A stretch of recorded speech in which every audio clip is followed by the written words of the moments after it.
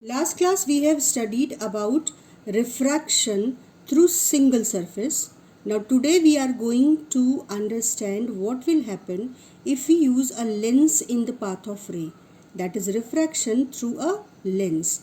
What is lens? Lens is part of two spheres. This surface and this surface is called refracting surface. And we have a medium bound between these two refracting surfaces. This surface is part of one sphere. Its center is called center of curvature of this surface, and this is radius of curvature of this surface. Similarly, this surface is part of another sphere. Center of this sphere is center of this surface, curved surface, and this is radius of curvature of this curved surface. So we have two curved surface. Radius of these two curved surface may be same and may be different. If the two radius of curvatures are same, then we say it biconvex lens. Now, since there are two surfaces, so refraction will take place first from the first surface coming in front of an incident ray, and then that refracted ray will incident on the second surface. So second surface will also refract that ray, and then finally the ray emerging from the lens will form an image. So here we have to break the refraction through a lens in two parts. Refraction through the first surface, we have to analyze it as we have learned from the previous lecture, and then refraction through the second surface. If we show the refraction through lens directly, then we show the incident ray getting refracted at the center of the lens, and this is the final image. But actually, if you go in detail, then first surface refracts and forms an image which acts as an object for the second surface, and the second surface forms image of the image which is formed from the first surface. Let us understand it. But first we will revise the formula which we have learned from the refraction of single curved surface. N2 is that refractive index in which refracted ray is. N1 is that medium in which incident ray is. V is distance of pole and image. U is distance between pole and object. And radius of curvature is radius of curvature of the curved part, and all the distances which are measured from the pole in the direction of incident ray are positive, and all the distances which are measured from the pole opposite to the incident ray are negative. Now here, since we are going to deal with the lens and the two surfaces, N2 here is refractive index of this medium, which is lens. N1 is the surrounding medium, and rest all the symbols are as usual. So we will break the refraction through a lenses in two parts like this.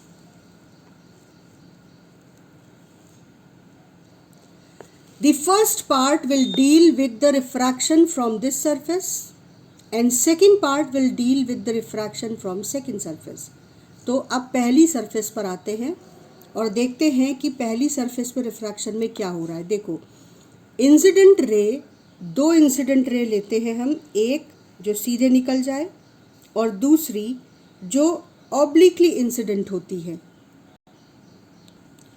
So when this ray incidents at this surface, it is refracted by this first surface in this direction. The second ray goes without any deviation from the center or optical center of the lens और सीधे निकल जाती है, और ये दोनों यहाँ पर एक इंटरमीडिएट इमेज बनाती हैं. वो इमेज जो बनने नहीं पाई क्योंकि अभी ये रे सेकंड सरफेस पर इंसिडेंट होगी और वो भी रिफ्रैक्ट करेगी इस रे को. लेकिन ये इमेज वर्चुअल इमेज कहलाएगी क्योंकि ये बनी तो नहीं, लेकिन ये बनती अगर सेकंड सरफेस नहीं होती तो। इसको हम v डैश, इसकी डिस्टेंस ऑप्टिकल सेंटर या सेंटर ऑफ लेंस से हम v डैश कहेंगे, और ऑब्जेक्ट की डिस्टेंस लेंस के सेंटर से u कहेंगे।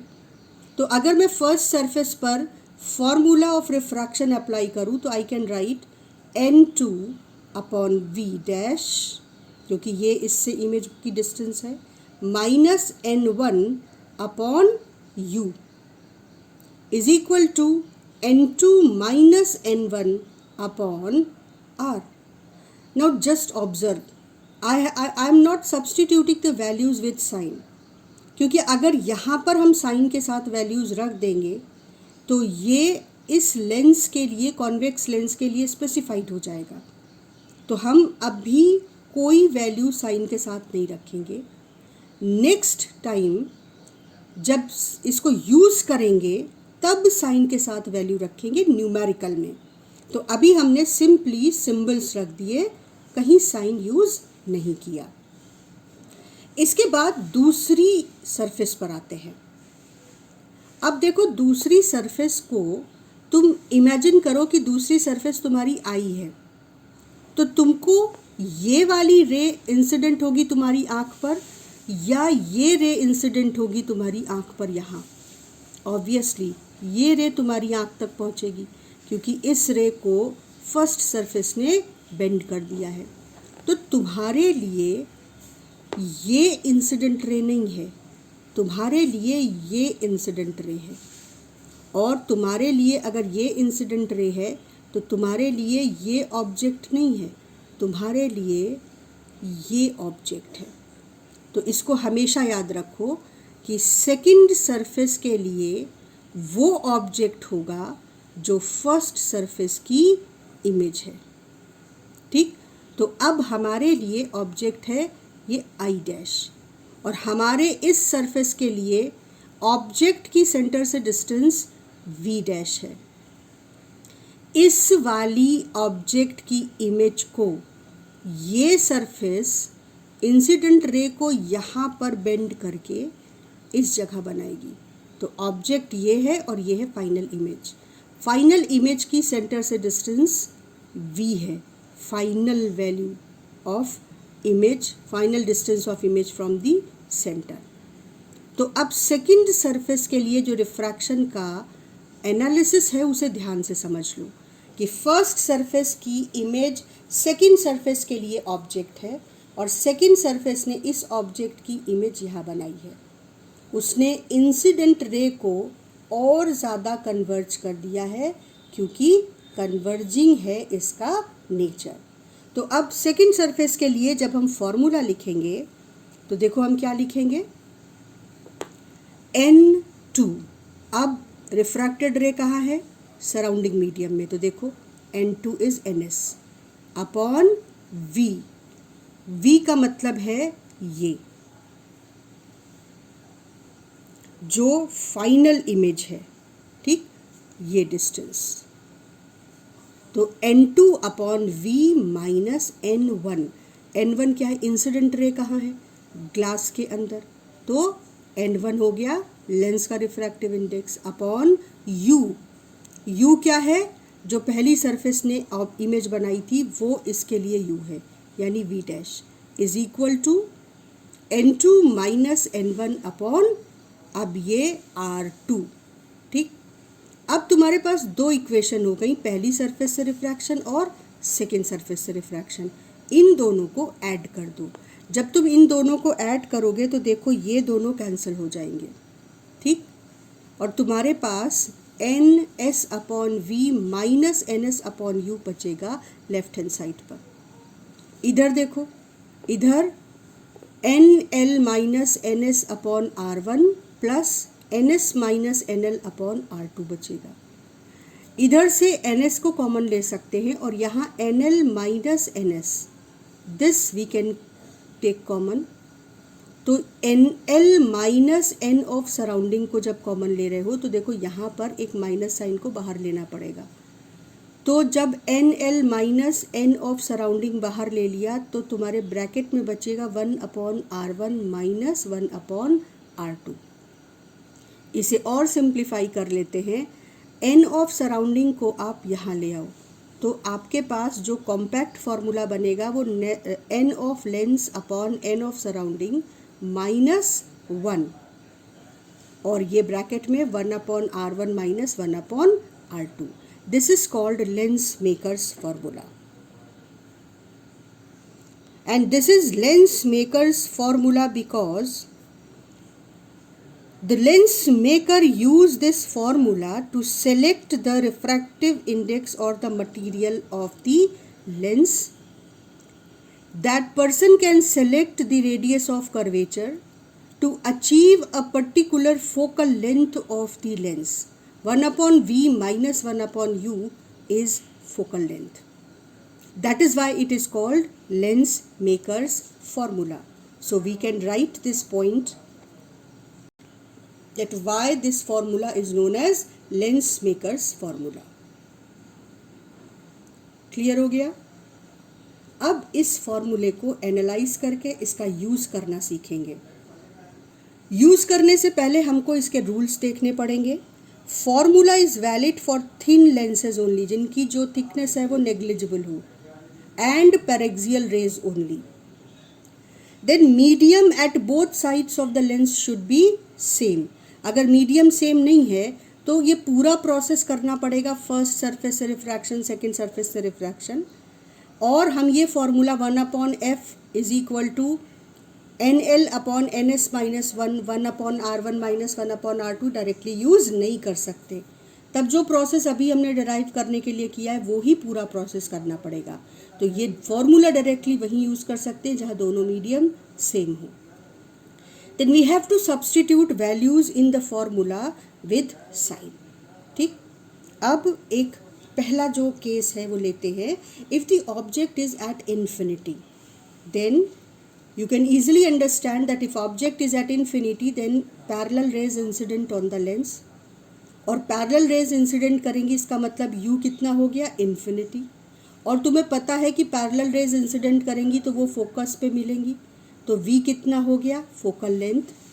ठीक, और अगर सराउंडिंग मीडियम को एयर ले ले और ग्लास ले ले लेंस का मटेरियल, तो ये सारी वैल्यूज़ उठाकर यहाँ सब्सटीट्यूट कर दो। साथ में बाई कॉन्वेक्स लेंस लेते हैं, जो सबसे ज़्यादा प्रैक्टिकल है वो है कि बाई कॉन्वेक्स लेंस हम लोग डील करते हैं मेनली, तो R1 R2 भी बराबर है। तो देखो हम एक बहुत ही इंटरेस्टिंग कंक्लूजन पर पहुंचेंगे। U की जगह इन्फिनिटी रखा, V की जगह फोकल लेंथ रखी, NL 1.5 रख लेंगे, NS 1 हो गया, और 1/R1 माइनस 1/R2 में जब R2 रखेंगे तो क्योंकि हमें R2 के लिए इंसिडेंट रे के ऑपोजिट चलना पड़ेगा सेकेंड सरफेस की रेडियस ऑफ कर्वेचर के लिए, तो यहाँ पे हमने R2 की जगह -R रखा है। सिमिलरली यहाँ पर 1/∞ हो गया है, 1/f में फोकल लेंथ तो पॉजिटिव ही होगी, तो जब सब वैल्यूज़ रख देंगे तो 1/f equal to NL minus 1 और 2/r आ जाएगा। और इसको फर्दर हम सिंप्लीफाई करें अगर, तो फोकल लेंथ की वैल्यू R/2NL माइनस 1 हो जाएगा, और लेंस का भी फॉर्म रिफ्रैक्टिव इंडेक्स रख दो तो तुमको इंटरेस्टिंगली पता चलेगा कि बाई कॉन्वेक्स लेंस अगर एयर में रखा है तो radius of curvature is equal to focal length. This is for biconvex lens placed in air. Next question हम बोर्ड के 2018 के क्वेश्चन को लेते हैं। A biconvex lens made of glass, refractive index 1.5 has two spherical surfaces having radius of curvature 20 and 30 centimeter. Calculate its focal length. Simple, सिर्फ value substitute करनी है। अगर गलती होती है तो साइन की गलती होती है, इसलिए इस क्वेश्चन को हम अटेम्प्ट करेंगे। यहाँ पे करेक्शन कर लो बेटा, बाई मिस्टेक मैंने कह दिया कि जिसका R1 R2 इक्वल होता है दोनों रेडियस ऑफ कर्वेचर, उसे बाई कॉन्वेक्स कहते हैं। बाई कॉन्वेक्स इज लेंस जिसकी दोनों सरफेसेस कॉन्वेक्स हैं।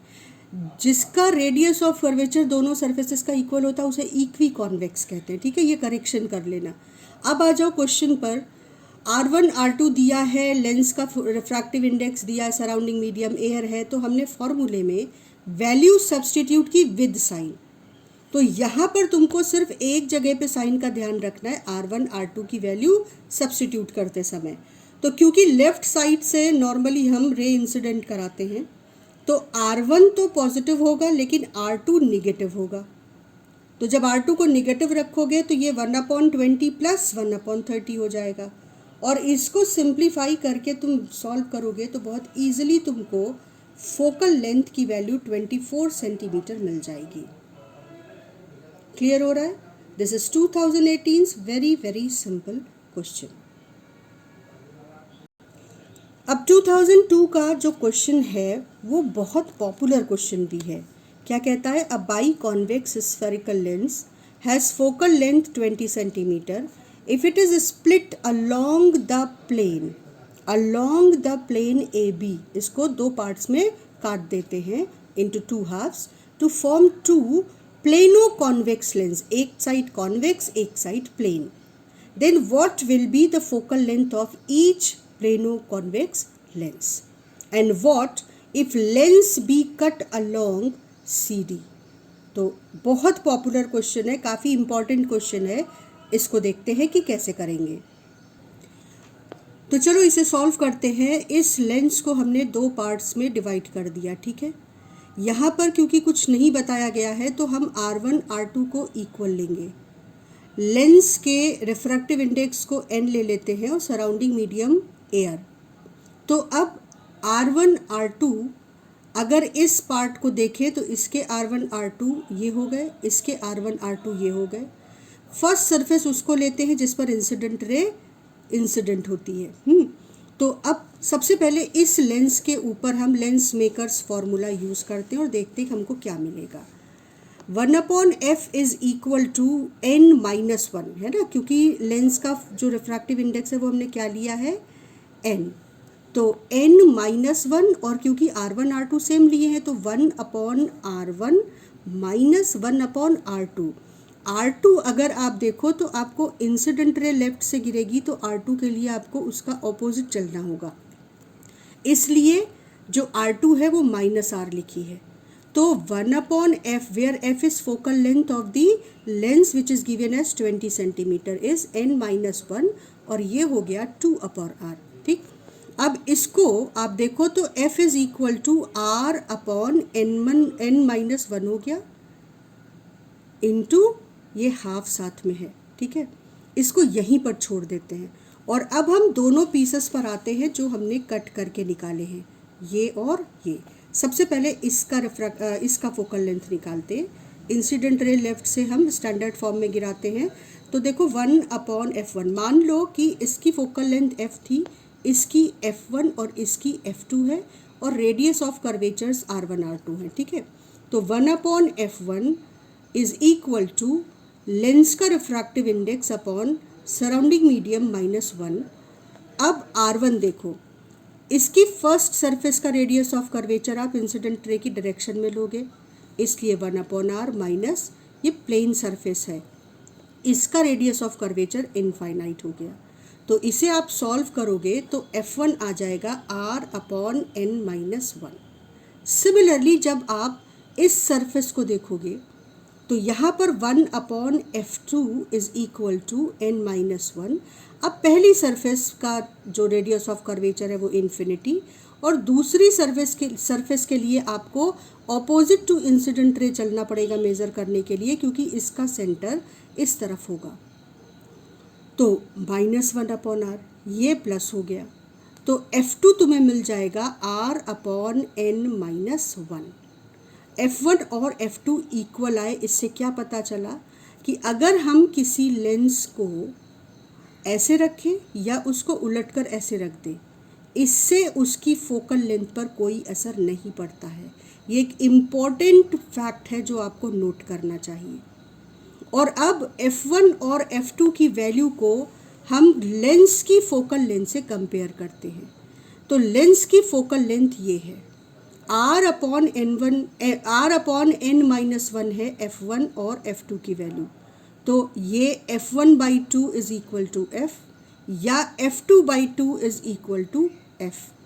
तो F1 और F2 दोनों की वैल्यू इक्वल है और वो हो गई 2 times focal length of the lens given, that is 40 centimetre is it's answer.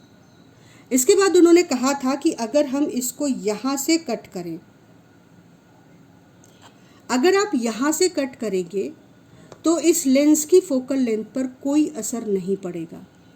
इस लेंस का हर पॉइंट कंप्लीट इमेज फॉर्म करता है, तो केवल जो इंटेंसिटी ऑफ इमेज है वो कम हो जाएगी, क्योंकि अगर आपने बीच से हाफ कर दिया तो इस पार्ट से ही जो रेज पास होंगी, केवल आधी रेज अब इमेज फॉर्म करेंगी, इसलिए इंटेंसिटी हाफ हो जाएगी। लेकिन अगर आप इस लाइन के अलोंग कट करेंगे तो लेंस की फोकल लेंथ पर कोई भी असर नहीं पड़ेगा। तो आप इस पॉइंट को इस तरह से लिखेंगे। तो हमने कंक्लूड कर दिया कि when surface of which surface of lens is facing incident ray that does not affect the focal length of the lens, whether the plane surface is facing the incident ray or the curved surface, focal length will remain same. And if the lens is cut across CD, then it will not change the focal length of the lens, because every part, every point of the lens forms complete image. But since half lens will be used to form image, so intensity of the image will decrease. In the next class, we will derive formula when two lenses are placed in contact, and then we will solve the numericals which are asked in boards and in other competitive exams.